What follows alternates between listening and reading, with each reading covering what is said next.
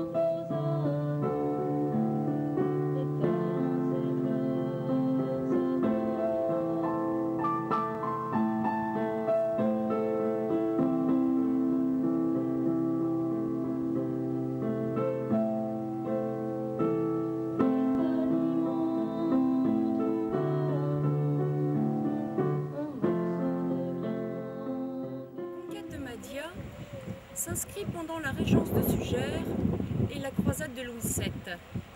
C'est l'univers des deux croisades. Celle de 1095, le pape Urbain II invitait les chevaliers à respecter la paix de Dieu, et celle de 1146, prêchée par Saint Bernard, avec la création des ordres religieux militaires.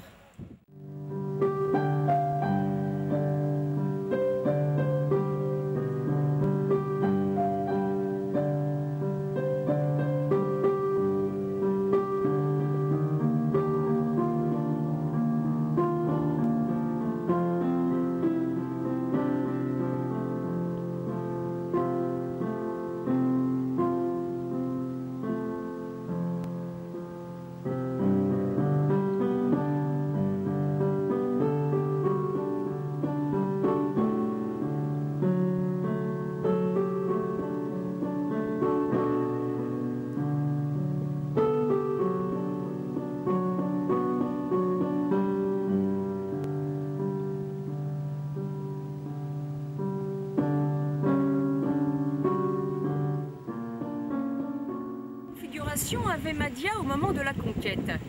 Mahdia, la douce et belle méditerranéenne, la ville et la mer, capitale et calme, le plat pays et le commerce attirent les cavaliers installés en Sicile depuis près d'un siècle pour assouvir leur volonté de conquête et répondre à l'esprit de croisade qui l'émeut. Elle fut la capitale des Fatimides. Le calife, Obaïd Allah, surnommé El-Mahdi, le sauveur, dont la ville prit le nom, étendit son pouvoir à l'ensemble du Maghreb. Le calife installa sa capitale en 916. La ville de Mahdia est située sur un promontoire rocheux du Cap d'Afrique.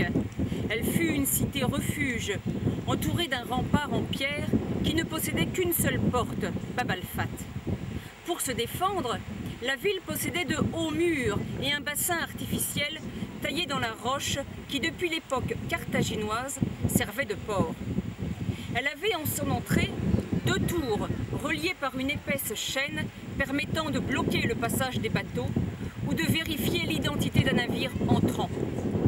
El-Mahdi construisit le passage couvert comportant 7 portes, le protégeant de manière symbolique par d'énormes lions en bronze. C'est sous l'influence du signe du lion que la ville naquit selon le désir de son fondateur.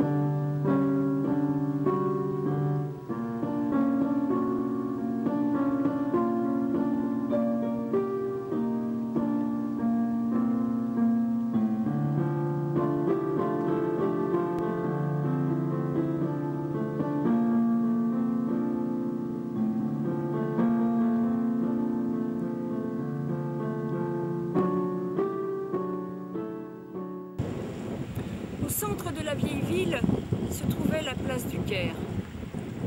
C'était au XIIe siècle la plus grande base navale tunisienne et le port de commerce le plus actif du pays, formé d'un port intérieur, d'un bassin extérieur et d'un chantier de construction navale. Un réseau hydraulique illustrait le caractère militaire de la cité.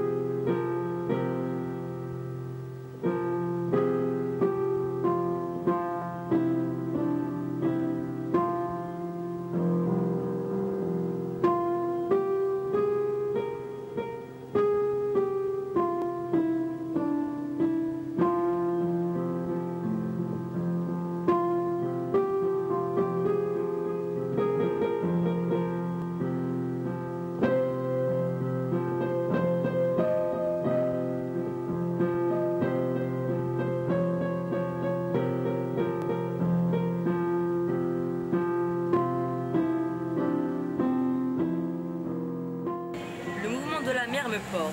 Le bleu m'arrache et me relie à moi-même. Je ne sais si j'aime, si je veux posséder ou si je possède. Je veux me battre pour l'avoir, je veux de l'argent pour conquérir. Le gris bleuté de l'argent de la mer et le reflet jaune du soleil jaillit sur les lignes tortes de ses étoffes. Nous allons et venons, nous voguons, nous allions. Pris le pouvoir à Madia. Je ne sais pas si tu t'en es rendu compte. Le père de Georges Antioche régnait. Son fils l'amiral a fait le siège au nom de mon roi Roger II. Il exerce au nom des Normands la même politique que son père. Roger II conserve les vicomtes, les baillis. Les Normands instaurent un régime de monarchie absolue, spécialisé en deux domaines, le judiciaire et le financier.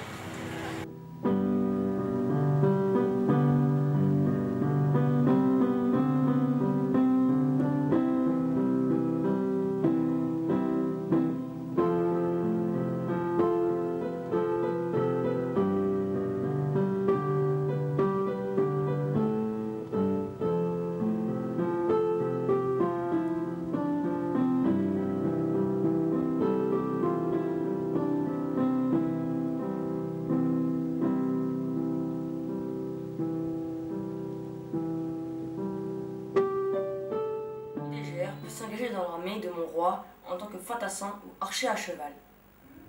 Les conquérants protègent les musulmans en parlant à Zilja. Les paysans conquis conservent environ la moitié de la récolte. Les biens destinés à la production agricole furent protégés. Multilingue et multiculturel dans les villes musulmanes. Deux personnages administratifs sont toujours présents, le Cadi et le Sahab Sour. Deux populations entières vont être soumises à l'impôt de la marine. Jamais je ne quitterai cette vue, cette étendue, puis ce large. Nous étions ensemble, navigués en Méditerranée, entre les bateaux siciliens et sarrasins. À la fin du XIIe siècle, l'approvisionnement de la Tunisie en blé fut une des raisons majeures de la présence normande à Madia. Les Normands pouvaient exporter de Sicile tout le surplus de grains sur des terres frappées de famine, en des termes hautement profitables, en échange d'étoffes tissées. Le négoce maritime leur permettait le maintien dans la ville. Les dissensions des princes arabes allaient donner au comte Roger l'occasion d'intervenir. Une rivalité entre le gouverneur de Gabès et Ali, prince de Madia, en 1117. Les émirs et les barons normands provoquèrent des troubles. En 1123, Georges d'Antioche subit d'abord un échec. Le 25 juillet, une garnison au château de Ad-Dimas fut installée, mais Hassan proclama le djihad et sortit victorieux. Il s'empara d'abord d'une place forte et se rua à l'assaut des positions normandes. Les Normands pensèrent à couper les gorges de leurs chevaux plutôt que de les voir tomber dans les mains des Sarrasins. Ce fut un sauve-qui-peut pour les Normands, qui durent abandonner sur place bagages, armements, chevaux et une partie de l'armée qui fut massacrée ou réduite en esclavage. En 1141-1142, Roger avait assuré son emprise commerciale sur Alassane. Roger avait ses propres officiers dans les clientèles de paiement garantis pour les provisions de grains. Le quartier du commerce fut développé par l'amiral d'Antioche.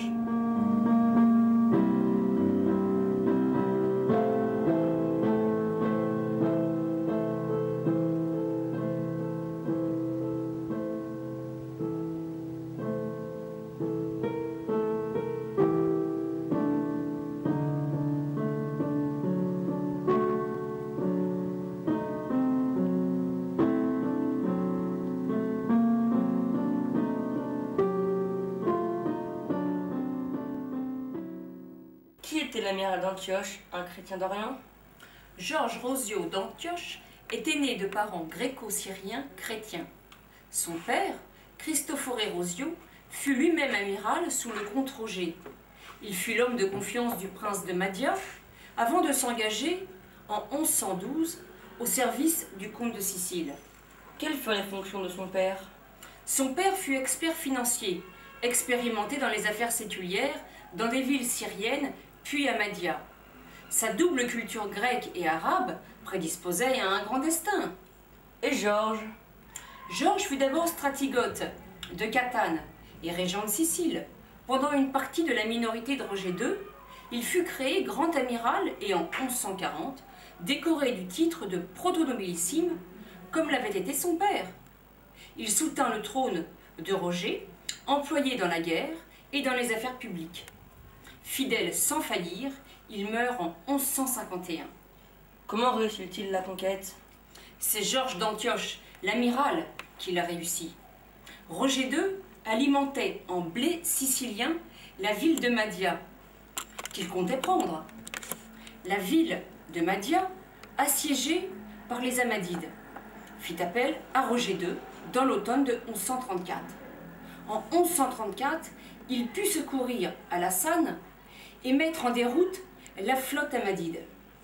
Roger II fournissait en grains Mahdia, qui devint dépendante. En 1146, Georges d'Antioche porta un coup décisif en faisant main basse sur la ville de Tripoli. Puis les Normands de Sicile s'installèrent dans Gabès, Sfax, Sousse, puis dans Mahdia. Georges d'Antioche prit enfin sa revanche après l'humiliation de 1123. Les Normands répondaient au vieil adage « Fortune court les mers ». La Méditerranée occidentale devint un lac normand. Les navires marchands ne pouvaient s'aventurer hors des autorisations royales sans courir le risque de se faire arraisonner. Passé la bataille navale et le siège, le plat pays fut organisé sur le modèle de l'habitat ouvert, du casal en altitude et les seigneurs restaient dans leurs donjons. La conquête fut-elle difficile? Les Normands subirent d'abord 2 humiliations à Mahdia. En 1118, la défaite contre Ali et en 1123, la défaite contre Hassan. Il faudra donc une 3e attaque pour vaincre Mahdia.